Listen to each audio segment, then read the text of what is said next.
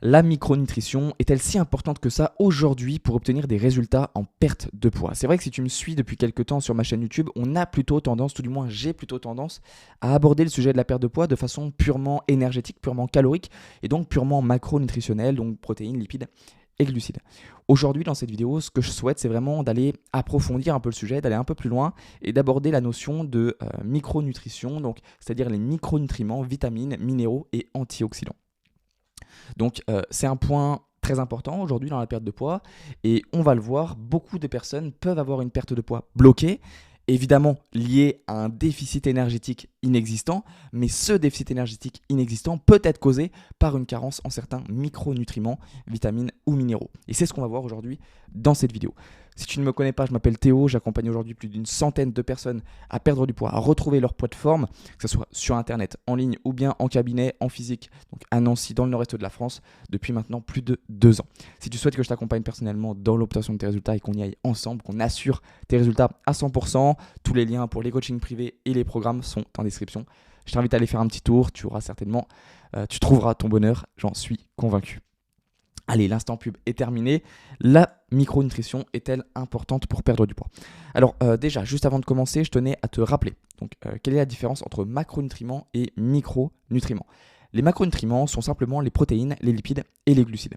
Et les micronutriments sont les vitamines, les minéraux et les antioxydants.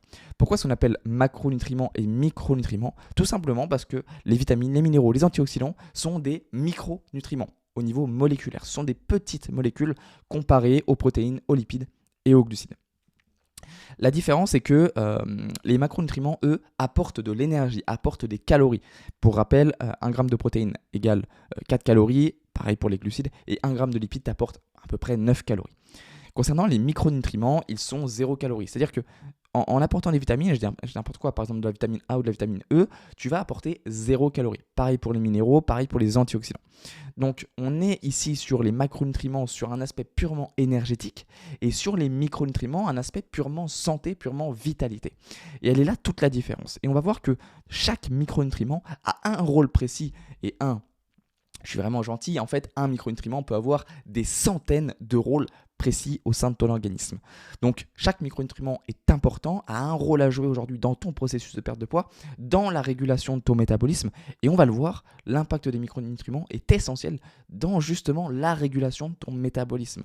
Et c'est ça qui va faire qu'ils sont tout aussi importants que les macronutriments pour assurer une bonne perte de poids. Avant d'aller plus loin, je te rappelle simplement que pour perdre du poids, un déficit calorique est obligatoire. Tu dois avoir un déséquilibre négatif entre tes dépenses caloriques et tes apports caloriques. Une fois qu'on a compris ça, on va pouvoir aller plus loin sur l'aspect micronutritionnel. Mais justement, je vais avoir besoin de quelques secondes pour t'expliquer quelque chose de très simple. Et pour ça, je vais t'expliquer sous forme de schéma. On a ici tes dépenses caloriques, ok? Et on a ici tes apports caloriques.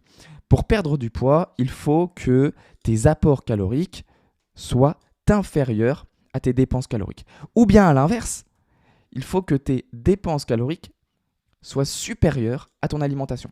Et donc, tu vas être en déficit calorique, tu vas perdre du poids. Ok, maintenant qu'on a compris ça, on va aller un peu plus loin et on va entre guillemets, découper tes dépenses caloriques sous toutes les formes possibles. C'est-à-dire que dans tes dépenses caloriques, tu vas avoir ce qu'on appelle ton métabolisme de base. On va noter ça MB.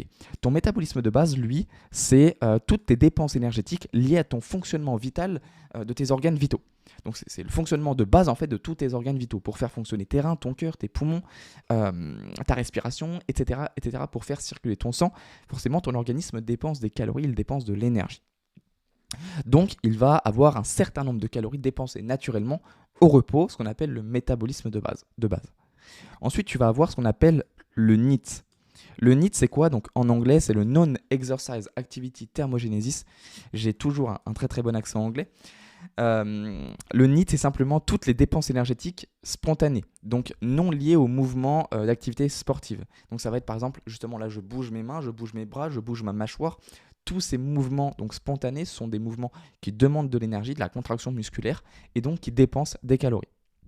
Quand tu marches, quand tu te lèves de ta chaise pour aller au frigo, pour aller prendre les escaliers, etc., on est sur le NEAT. Le NEAT, c'est un peu le mouvement quotidien que tu fais en dehors du sport.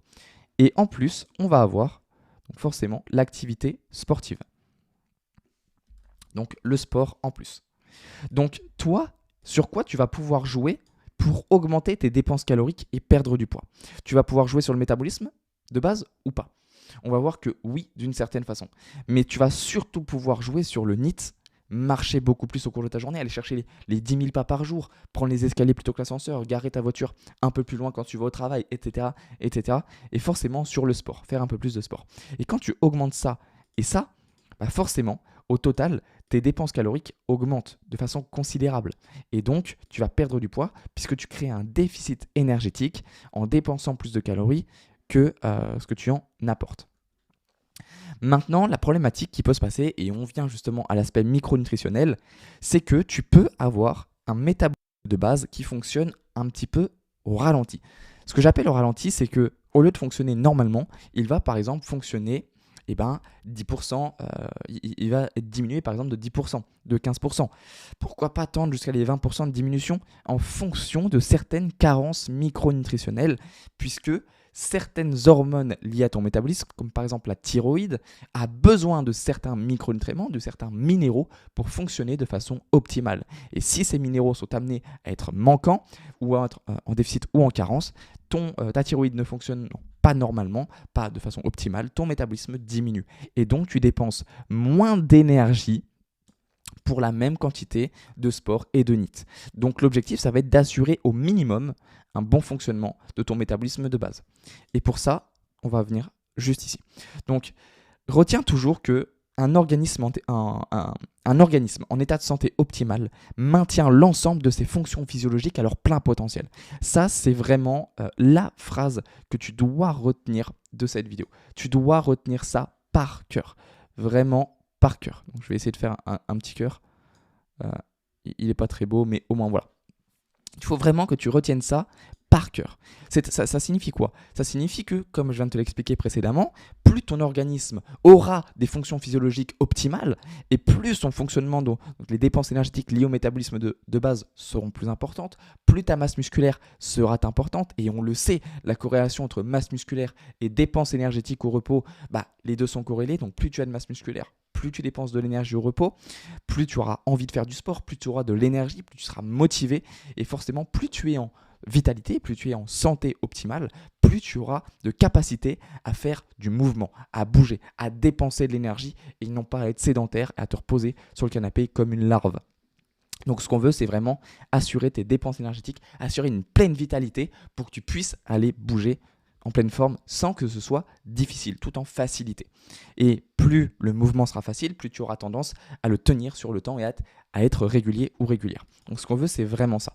Et pour ça, en fait, on va jouer vraiment sur l'aspect micronutritionnel pour avoir un aspect santé optimale. Donc certains micronutriments sont essentiels pour maintenir le bon fonctionnement de ton métabolisme de base, en l'occurrence, donc un bon fonctionnement métabolique. Et on va le voir, le problème, c'est que beaucoup de personnes sont carencées sans même le savoir. Et c'est ça la problématique. Alors l'objectif, ça va être de comprendre et d'apporter tous les micronutriments nécessaires au bon fonctionnement des hormones régulant forcément ta gestion de poids. Il y en a 3 aujourd'hui qui vont réguler ta gestion de poids, principalement la thyroïde. Deuxièmement, tout ce qui est médiateur de l'inflammation chronique. Moins tu seras inflammé, moins tu auras d'inflammation chronique et forcément plus ton corps, ton organisme saura te le rendre par du mouvement plus facile, moins de douleur, moins de blessures, moins de difficultés, moins d'essoufflement, moins d'encombrement, etc., etc. Ensuite, forcément, l'insuline qui est ton hormone de stockage. Donc, l'objectif, ça va être de réguler ces 3 facteurs. Premièrement, la thyroïde. La thyroïde, elle, on le sait aujourd'hui, si tu viens avoir un déficit en iode, en sélénium, en fer par exemple, tu peux avoir un ralentissement du métabolisme. Okay, donc l'iode, le sélénium, le fer sont essentiels dans le bon fonctionnement thyroïdien. Donc en venant à manquer de l'un de ces nutriments, tu peux avoir un ralentissement du métabolisme jusqu'à mener à une hypothyroïdie. Et on le sait, aujourd'hui, une hypothyroïdie diminue ton métabolisme de base de 10 à 15%. Ça signifie que, reprenons le schéma de tout à l'heure, si on vient à diminuer ton métabolisme de base, donc on vient à le diminuer de 10-15%, il serait en réalité ici. Et donc, pour la même quantité de sport et la même quantité de NEAT, donc de marche à pied, tu serais en réalité à ce niveau-là de dépenses énergétiques. Et si on vient comparer tes dépenses énergétiques et ton apport alimentaire, donc purement calorique, eh ben, la réalité, c'est que tu es en excès calorique. Tu n'es déjà pas en maintenance, mais tu n'es pas non plus en déficit. Voilà. Donc là, tu es en excès calorique. Et donc, tu prends du poids. Et donc, un déficit en iode, par exemple, en fer, en sélénium, pouvant mener à une diminution de ton métabolisme de base par une hypothyroïdie, eh ben, peut simplement mener à une prise de poids sans pour autant faire moins de sport ni changer ton alimentation. C'est vraiment ça que je veux te faire comprendre dans cette vidéo. L'hypothyroïdie simplement par la diminution par exemple de ta thermogénèse, la diminution de ta température orale au lever par exemple, tous des petits facteurs comme ça qui font que ton organisme a moins besoin de dépenser d'énergie. Donc ça, c'est concernant le fonctionnement de la thyroïde. Tu as besoin d'un bon apport en iode, en sélénium, en fer de façon naturelle ou bien supplémenté avec des compléments alimentaires de qualité qui sont réellement assimilables par ton organisme aujourd'hui. Et si tu ne l'es pas, bien évidemment suivi par un professionnel de santé compétent. Ne t'amuse pas aujourd'hui à aller te supplémenter en fer si tu n'y connais rien ou si tu ne sais pas quelles sont les formes les plus assimilables et encore moins les dosages. Une supplémentation doit se faire dans un cadre, dans une structure, toujours dans l'optique d'assurer une pleine santé, une pleine vitalité. Donc ça, c'était pour justement la partie thyroïdienne.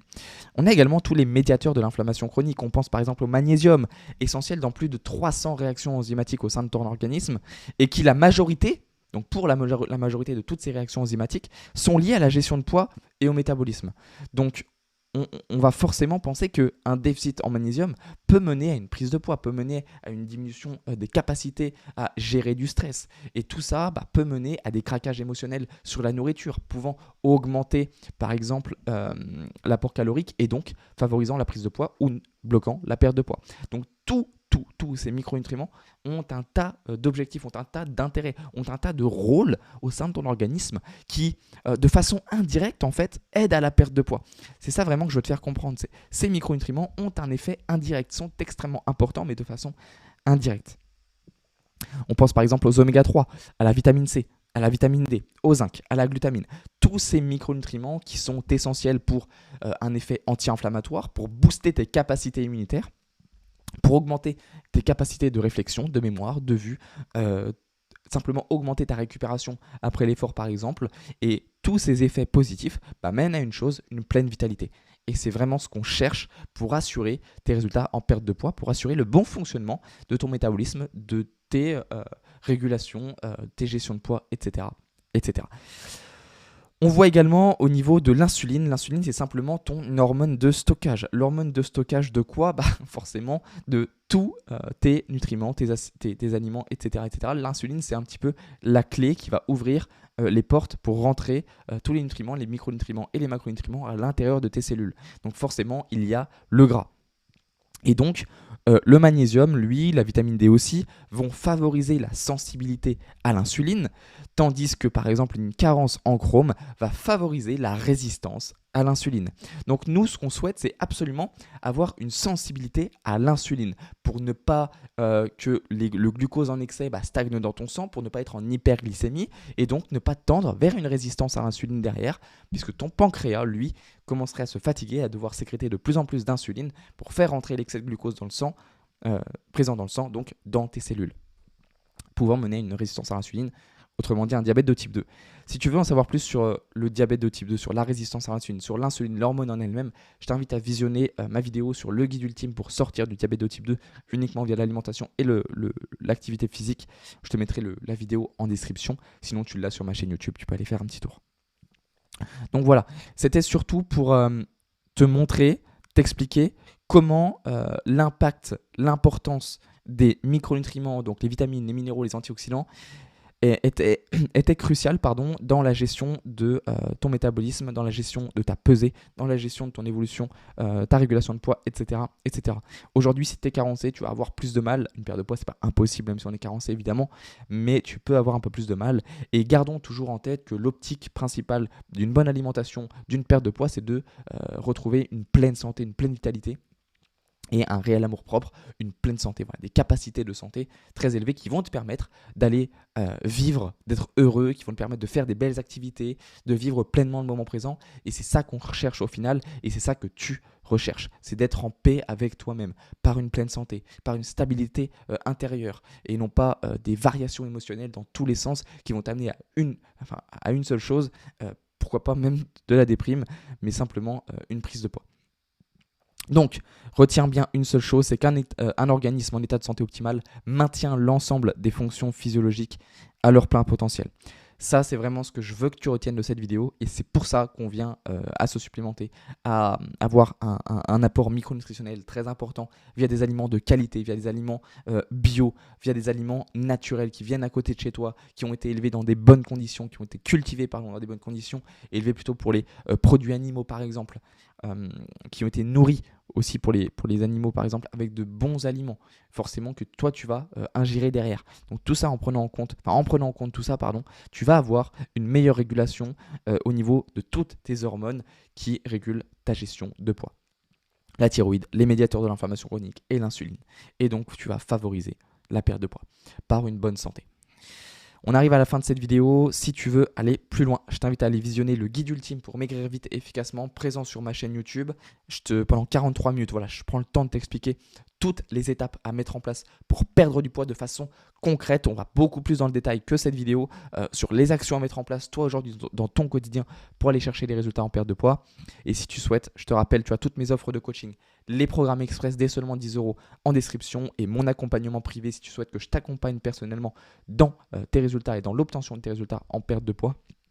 Bien évidemment, je ne peux pas accompagner tout le monde. Je propose ce service uniquement sur candidature. Donc, je t'invite à réserver un appel gratuitement en description. Ça n'engage à rien. Tu te retrouveras avec moi ou un membre de mon équipe lors de l'appel pour analyser toute ta situation, prendre en compte toutes tes contraintes, qu'elles soient familiales, environnementales, professionnelles, sociales, pour qu'on puisse ensuite établir le meilleur plan d'action, le meilleur protocole et trouver les solutions qui vont te permettre d'aller chercher tes résultats en perte de poids. On arrive à la fin de cette vidéo, pose-moi toutes tes questions en commentaire, dis-moi ce que tu en as pensé, n'hésite pas à me dire des sujets de vidéos qui peuvent t'intéresser également pour la suite. N'oublie pas de liker, de t'abonner, d'enregistrer la vidéo, de la partager à ta famille, à tes amis, aux membres de tes connaissances que tu penses dont ça peut leur être utile. Dans tous les cas, moi je suis ravi de t'avoir partagé cette connaissance, d'avoir réalisé cette vidéo et de te la partager sur la chaîne YouTube.